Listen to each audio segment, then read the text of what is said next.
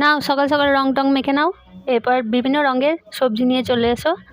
এবার কেটে ফেলো সবজিগুলো। তারপরে কড়াই একটু নুন হলুদ সর্ষের তেল দিয়ে কাটা সবজিগুলো সব ধুয়ে নিয়ে দিয়ে দাও।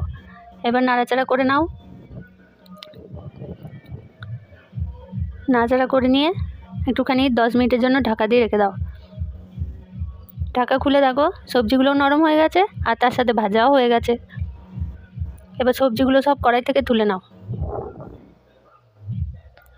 তুলে নিয়ে সেই কড়াইয়ের মধ্যে দিয়ে দাও গোটা সর্ষে, একটা তেজপাতা আর একটা কাঁচা লঙ্কা আর দুটো মাঝারি সাইজের টমেটো। এবার নাড়াচাড়া করে নাও। নুন হলুদ আর একটু করে দিয়ে দাও আর ধনে জিরে গুঁড়ো। এবার মশলা থেকে তেল ছেড়ে এলে দিয়ে দাও ভাজা সবজিগুলো।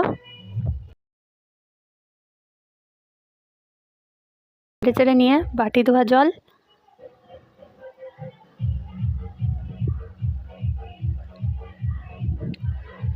এরপর আবার চিনি